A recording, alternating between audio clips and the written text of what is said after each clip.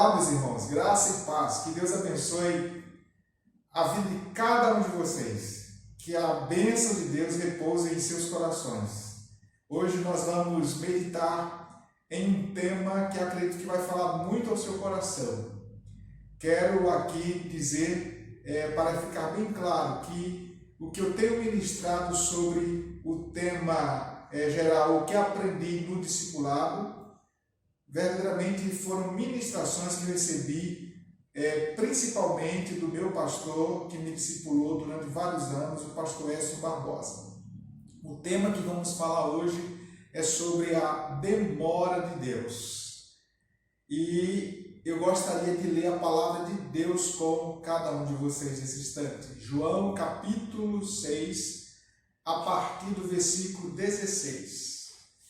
Diz assim a palavra do Senhor: Ao descambar o dia, os seus discípulos desceram para o mar e, tomando um barco, passaram para o outro lado, rumo a Cafarnaum. Já se fazia escuro e Jesus ainda não viera ter com eles. E o mar começava a empolar-se, agitado por vento rijo que soprava. Tendo navegado uns 25 a 30 estádios, eis que viram Jesus andando por sobre o mar, aproximando-se do barco, e ficaram possuídos de temor. Mas Jesus lhes disse: Sou eu, não temais. Então eles, de bom grado, o receberam, e logo o barco chegou ao seu destino. Vamos orar nesse instante. Pai querido, nós louvamos o teu nome, Senhor, pela tua graça e pela tua misericórdia. Te agradecemos pelo teu cuidado para com cada um de nós. Fala conosco nesse instante. Nós oramos agradecidos no nome de Jesus. Amém. Há dois conceitos sobre a soberania de Deus que dificilmente se conseguiu na vida das pessoas. O primeiro conceito afirma sobre a soberania absoluta de Deus, o seu cuidado, sua providência, sua proteção e sua provisão sobre a vida humana. O segundo conceito, aparentemente divergente, nos confronta. É justamente esse que fala diz que o cuidado de Deus para conosco não nos isenta da dor, dos sofrimentos, dos problemas e das lutas. E aí nos vem à mente o que Jesus disse: no mundo tereis aflições. Parece difícil entendermos a conciliação dessas duas realidades sobre a soberania de Deus. Como é possível Deus ele nos proteger e por ele protegidos nós ainda sermos chicoteados pela vida, sofremos tantas enfermidades, lutas que parecem às vezes sem fim, e nós sermos quase esmagados por dores do corpo ou da alma, além das provações do Espírito. Aí nos vem também à mente o versículo bíblico de Romanos capítulo 8, versículo 28, que diz que todas as coisas cooperam para o bem daqueles que amam a Deus e que são chamados segundo o seu propósito. Nesse versículo está a noção de uma soberania que cuida de tudo e ao mesmo tempo não nos isenta de passarmos por situações adversas.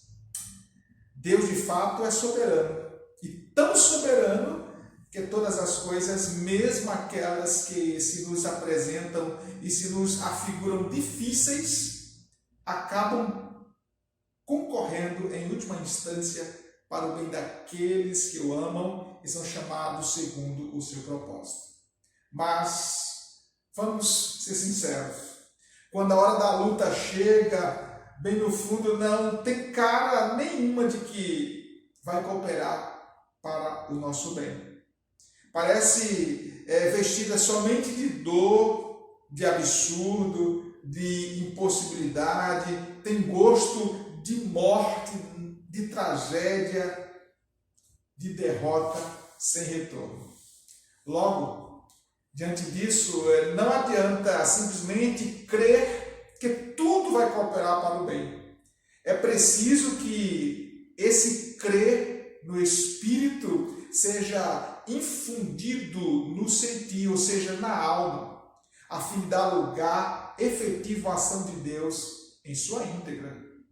E é isso que nós chamamos de a emocionalização da nossa teologia.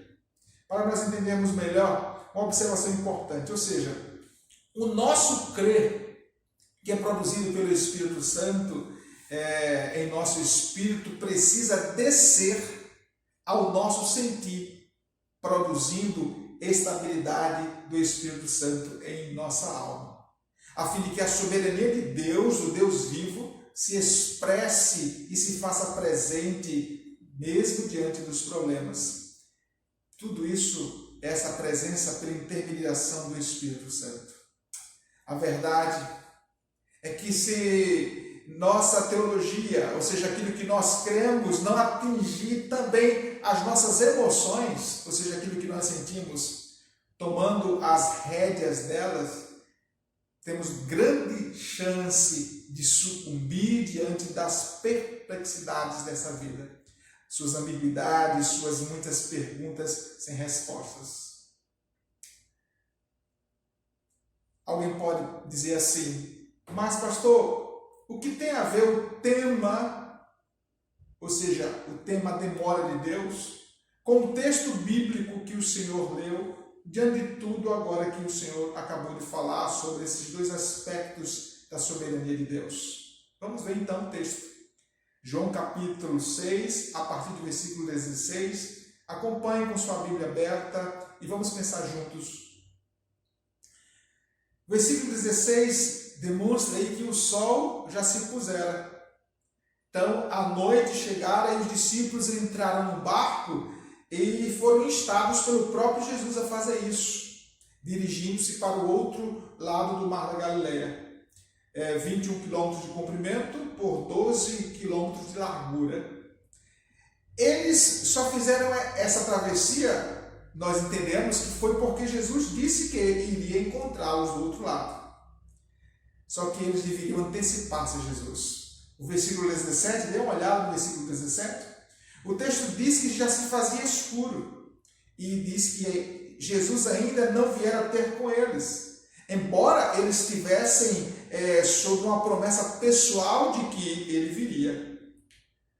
Parecia aos olhos daqueles discípulos, podemos imaginar assim, que começava a haver um atraso no relógio divino. Eles começaram a ficar com medo. A crise lhes invadiu o coração. Esperavam que Jesus fosse vir e tinham boas razões para pensar assim, para crer assim. Mesmo assim, não conseguiriam se livrar dessa capacidade de atribuir a Deus os atributos de uma humanidade falível. Isso mesmo, essa capacidade de atribuir a Deus os atributos de uma humanidade falível. Parece que Deus perdeu a hora, desistiu de vir, mudou de ideia, sei lá. Ou seja, podemos ficar imaginando isso que os discípulos estavam pensando. Afinal, eles já tinham andado mais de 6 quilômetros, podemos assim dizer, navegado mais de 6 quilômetros e Jesus ainda não tinha chegado até lá. Mas será que esse tipo de atitude que os discípulos tiveram, essa sensação de abandono, de solidão em relação à ação de Deus, já não tomou conta do seu ser em alguns momentos? Será que a nosso próprio modo não carregamos frequentemente conosco esses tipos de conflitos, achando que Deus se atrasou ou está atrasado, está demorando demais ou não vem? Quando o perigo vai se tornando cada vez mais intenso, é aí que surge a melhor chance para mostrarmos se a nossa teologia, aquilo que cremos, está só na cabeça ou já entrou no nosso coração. É nessa hora a oportunidade de dizermos e de afirmarmos se a soberania de Deus que cantamos tantos hinos que demonstram que Ele é grande, todo-poderoso, soberano, se realmente o que nós fazemos, esse cantar, esse louvar a Deus, está somente na nossa cabeça, ou também já desceu para o coração da gente? Será que vale a pena cantarmos, expressarmos essas canções quando a vida está com essa cara de absurdo? Diante do aparente atraso de Deus? E aí vem a pergunta, por que será que Deus frequentemente nos dá essa sensação de que Ele se atrasou? Vamos ser sinceros. Você já parou em algum momento? Puxa vida, Deus está demorando tanto a atender a minha oração. Essa situação que nós estamos vivendo no mundo atualmente já faz mais de ano e tanto sofrimento, tantas perdas, tantas situações complicadas, além de outras tantas. Por que será que Ele não chegou? Por que se Ele se apresenta como alguém que não chegou na hora certa? Por que será que, vez por outra, Deus permite que tenhamos a impressão de que o nosso relógio está certo e o dele se atrasou?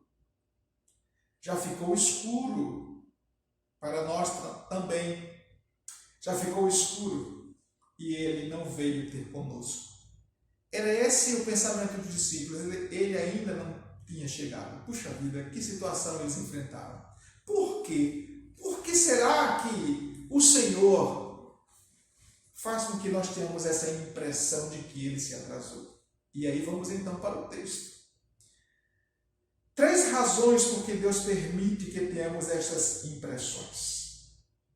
A primeira razão é porque Deus quer nos ensinar a respeito da liberdade dele.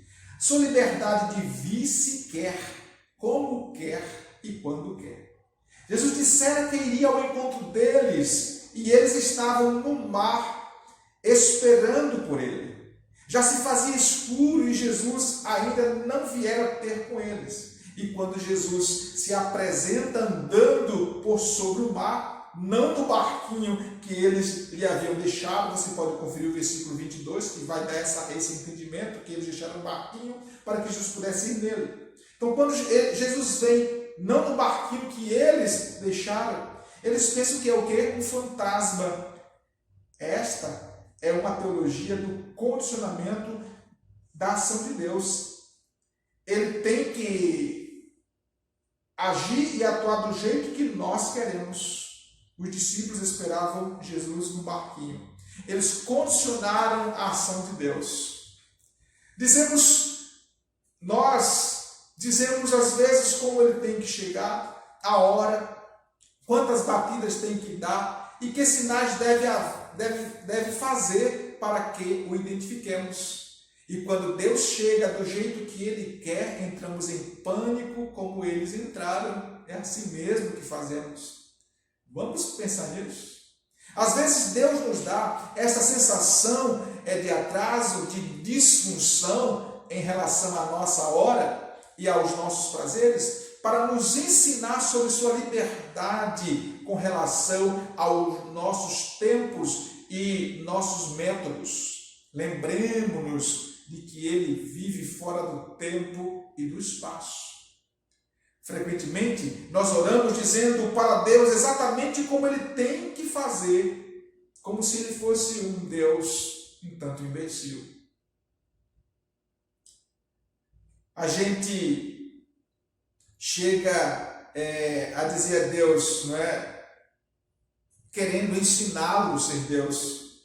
Essa expressão dizendo nosso Deus, às vezes, se nós não tivermos cuidado, estamos fazendo ele de nosso Deus, no sentido de que nós mandamos nele. E assim nós vamos tentando domesticar a divindade. Damos-lhes o meio, as formas, os métodos, o dia e a hora. Fazemos dele um ídolo, um objeto de nossos caprichos e manipulações.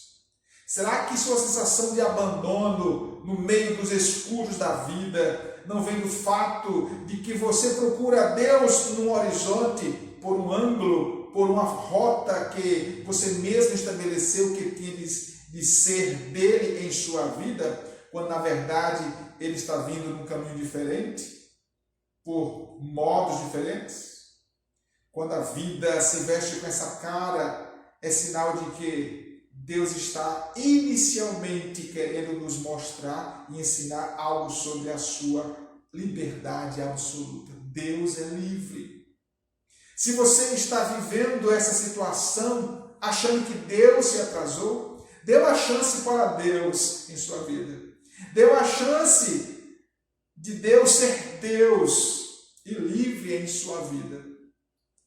Dele vir como quiser, quando quiser, do jeito que quiser, porque é essa consciência da liberdade de Deus que remove a nossa mente da ideia de atraso divino. Na verdade, Deus não tarda e Deus não falha. Então, primeira coisa que vimos aqui, primeira razão porque Deus nos dá essa sensação de atraso, é para nos ensinar sobre a liberdade dele. Segundo, a segunda razão porque Deus permite que tenhamos essas impressões é que Ele quer nos ensinar algo mais profundo a respeito da esperança. Para a fé cristã, a esperança é a máquina de sua alma, a oxigenação dos seus sonhos, a esperança é a dízima periódica do milagre, a esperança é a ressurreição antes dela, a esperança é o lado emocional da fé. Deus nos ensina sobre esperança quando a vida tem essa cara de atraso. Já pensou? Volta para o versículo 16. Já se fazia escuro e diz: e ele ainda não viera ter com eles. Qual a palavra que fala de esperança aqui? A palavra é ainda.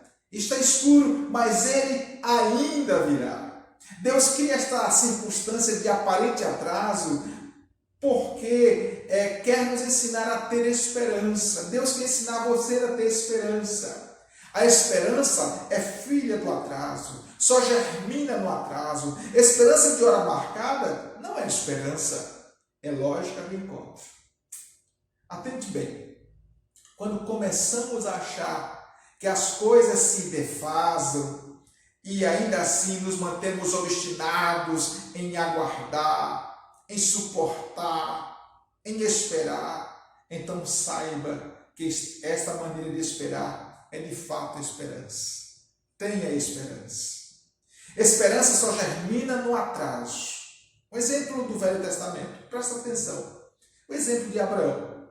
Deus disse: sai da tua terra e vai para uma terra que eu vou te mostrar. No princípio deu tudo errado.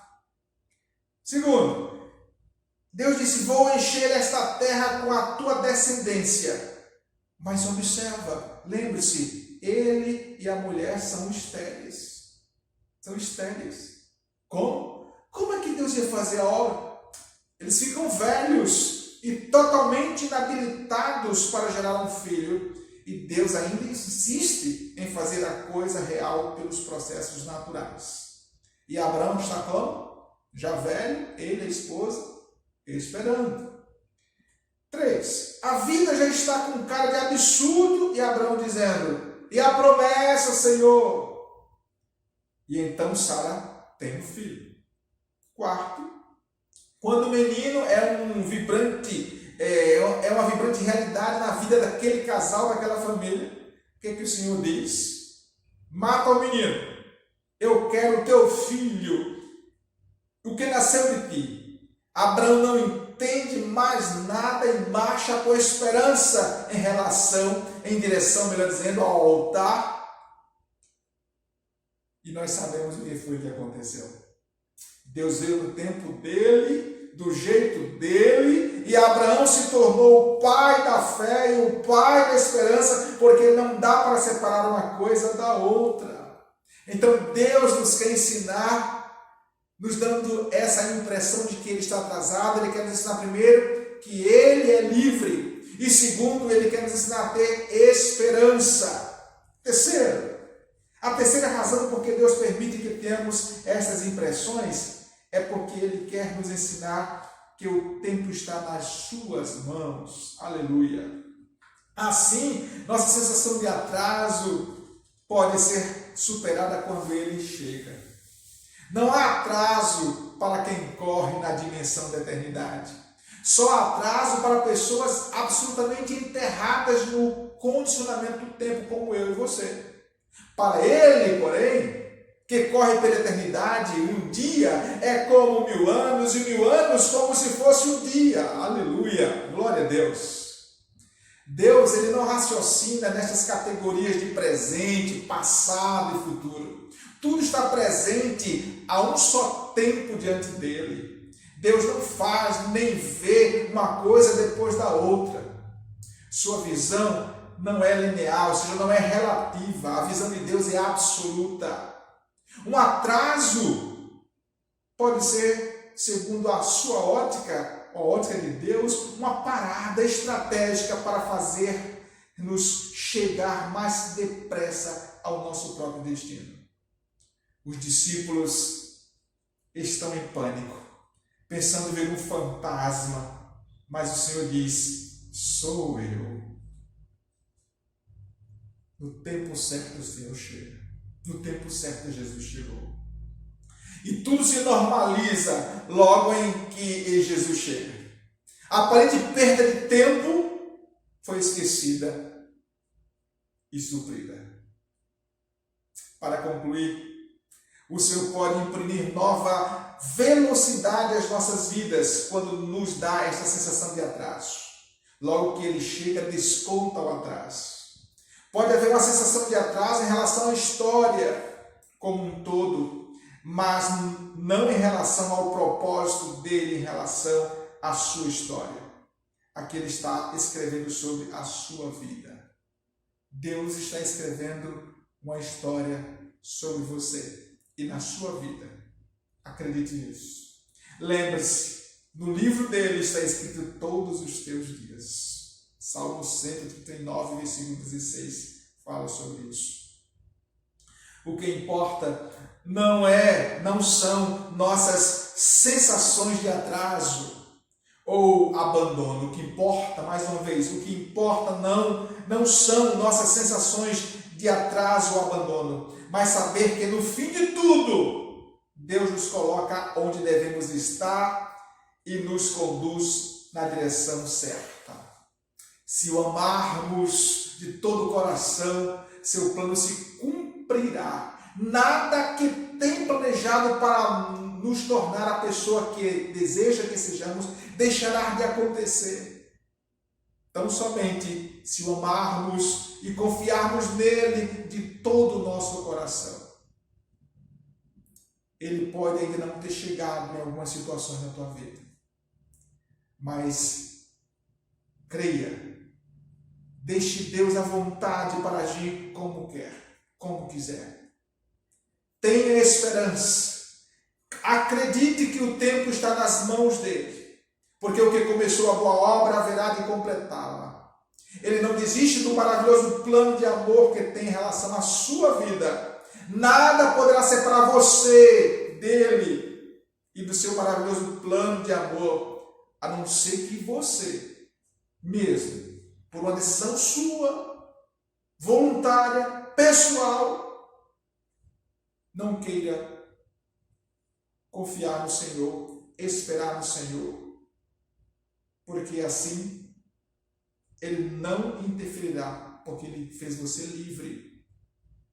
Se você desistir de sair do barco, desistir de seguir a Jesus, é uma decisão sua.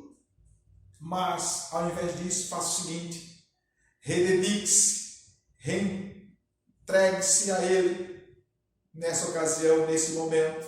Submeta-se ao Senhor e ao maravilhoso propósito que Ele tem na sua vida. Descanse no Senhor, confie no Senhor. Ele vai chegar no tempo certo, na hora certa. Deus, na verdade, não tarda e não falha. Que Ele mesmo te abençoe. Quero orar contigo.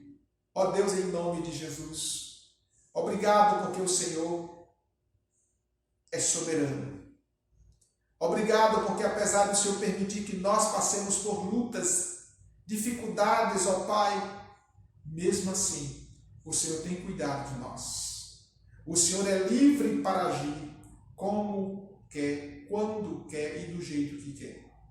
Obrigado porque o Senhor nos ensina diante, ó Deus, desse aparente atraso que às vezes o Senhor permite que passemos, ó Deus, que sintamos, ó Pai. O Senhor quer nos ensinar também que nós devemos aprender sobre esperança. E obrigado porque o Senhor também nos ensina, ó Deus, que o tempo está em tuas mãos. Que a tua bênção seja em nossas vidas. Que a tua bênção seja na vida de cada pessoa, ó Deus querido, nesta hora que assiste essa mensagem. Que o Senhor abençoe grandemente em nome de Jesus. Amém. Que Deus o abençoe.